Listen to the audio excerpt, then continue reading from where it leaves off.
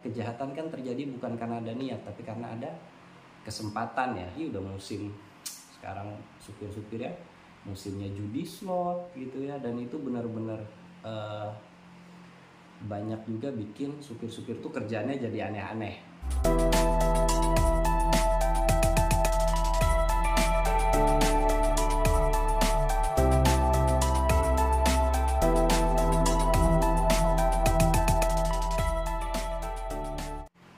Halo semuanya, ketemu lagi dengan saya Roni di channel Roni P.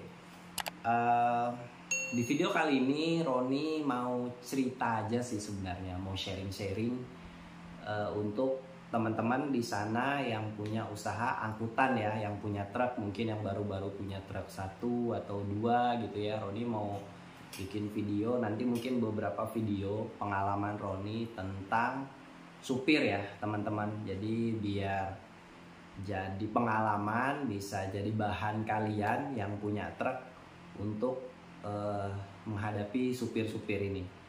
Ini pengalaman pribadinya Roni terkait dengan supir ya. Ini ceritanya begini teman-teman. Jadi Roni itu waktu itu kan unit kita lagi kosong ya, nggak ada supirnya. Jadi kita cari supir lah, supir karena kita memang angkutan lagi banyak, kita butuh unit ini cepat, kerjanya tuh cepat gitu. Nah, akhirnya kita cari supir ya asal aja, ya udah kita kasih pengumuman di WhatsApp, terus ada yang melamar, ya kita langsung aja kita pilih gitu ya, mana yang dekat dengan unit kita itu kita ambil, dan ada juga referensi dari temennya gitu ya, temennya supir yang lain. Nah, oke. Lalu anehnya supir ini dia baru kerja lah ya, sudah kerja, baru kerja 1 hari. Jadi baru kerja 1 hari, tiba-tiba dia bilang pulang, nggak bisa, nggak tahan gitu ya. Nah, nggak tahan, mungkin alasannya sih waktu itu keluarga, nggak bisa jauh dari keluarga, padahal nggak jauh-jauh juga gitu ya, bisa aja dia kalau dia mau datang keluarganya. Nah, ini satu itu ya. Lalu akhirnya dia bilang digantikan oleh temannya. Nah, temannya ini katanya bagus gitu ya, bawa unitnya bagus, baik gitu. Jadi saya tanpa ngecek lagi, tanpa apa, karena kita kan mau cepat ya, mobilitas unit ini mau cepat, mau kerja, ya udah langsung digantikanlah, kerjalah dia. Nah, kerja temennya ini baru 2 hari teman-teman ya, baru 2 hari. Katanya ada kerjaan lain yang mungkin hasilnya lebih bagus, sama dia digantikan oleh temennya juga gitu ya. Ya saya sih ya udahlah, karena kita mau cepat gerak ya udah nggak apa-apa, karena kan kita punya beberapa unit juga, jadi unit ini tuh tetap ada unit lain, supir lain yang ngawasin, jadi nggak mungkin juga hilang apa segala macam, begitulah intinya. Jadi tetap dia bareng-bareng sama supir-supir kita yang lain kerjanya. Jadi kalaupun misalnya supir baru, dia juga tetap sama-sama, jadi nggak mungkin bisa bawa kabur unitnya. Selain itu juga unit kita ada GPS, jadi aman lah gitu. Jadi ya udah, tadi supir pertama yang memang kita cek, oke, dia referensikan supir kedua temannya tanpa Roni wawancara apa segala macam, langsung kerja. Supir kedua ini baru kerja 2 hari, seingat Roni, minta pulang, dan dia bilang dia digantikan oleh supir temennya juga, katanya juga bagus apa segala macam gitu, udah langsung kerja. Oke, kita terima. Nah, inilah supir ketiga, inilah yang kejadian ya teman-teman. Jadi dia kerja 1 hari angkut, habis itu hari kedua dia angkut, pada saat setelah bongkar buah sawit, yang lain sudah balik ke kebun ya, dia standby, posisinya itu standby. Sebenarnya sih standby-nya di dekat tempat campnya kita ya. Roni kan suka ngecek di GPS, mungkin istirahat gitu ya, apa kan kita nggak selalu ngecek juga gitu ya. Teman yang lain Karena kita pikir ya bareng-bareng aja, ternyata dia nggak bareng-bareng, dia standby di mungkin dekat warung gitu ya, tempat parkiran atau apa, tapi dekat dengan tempat istirahatnya kita, workshopnya kita. Nah, itu 3 jam apa 4 jam itu istirahat mungkin.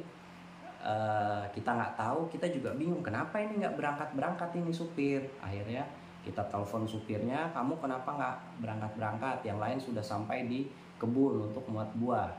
Nah, lalu tiba-tiba aja teman-teman, tiba-tiba setelah dia tahu bahwa dia memang ada GPS kan di situ, karena dia supir baru, tadinya dia nggak tahu kalau ada GPS di unit itu mungkin. Jadi Roni telepon, Roni bilang, kamu kenapa di situ? Itu sudah 4 jam saya lihat di GPS.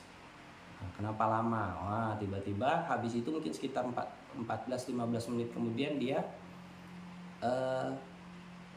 datang ke workshop. Terus tiba-tiba langsung kan saya kan Roni kan nggak di workshop ya, cuman ada orang aja di workshop gitu. Tiba-tiba datang ke workshop bareng dengan temannya, bareng-bareng sama motor.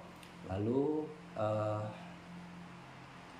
dia bilang sudah laporan dengan Roni kalau dia berhenti gitu ya, karena ada pekerjaan lain, diajak sama temennya. Oke lah ya, sudah oke. Baru Roni baru tahu tuh sudah orangnya pulang, Roni baru tahu kalau dia berhenti gitu ya, karena tadi kan baru ditelepon aja. Iya Pak, ini mau berangkat gitu tadi jawabannya. Nah, tapi pergi, lalu yang di workshop tanya, Pak katanya sudah laporan mau berhenti, tadi langsung dijemput, langsung pergi aja orangnya.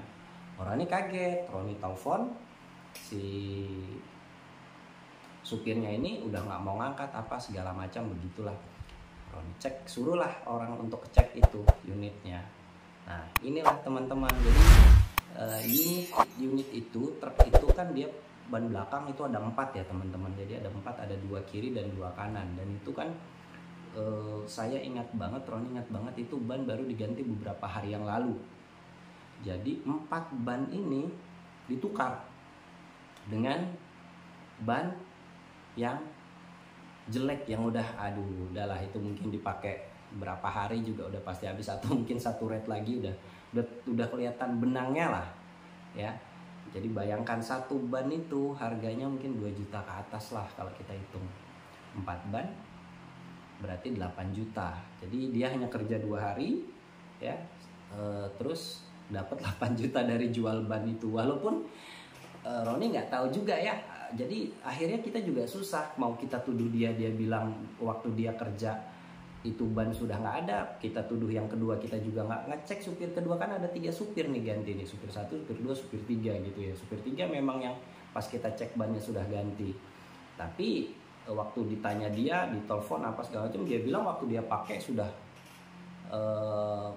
ganti bannya. Jadi udah susah, kita udah nggak mau dihubungin apa segala macam. Jadi udah dari situ teman-teman jadi pelajaran gitu ya. Jadi kalau kalian yang punya unit, yang punya truk, dan Roni pun juga sekarang jadi lebih hati-hati ya, pelajaran buat Roni juga. Jadi kalau ada supir mau masuk, mau kerja, memang benar-benar diwawancara, jadi dicek sebelum dia kerja,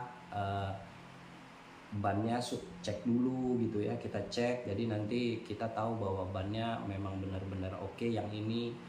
Baru kalau dia berhenti, dia nggak bisa berhenti sembarangan gitu ya.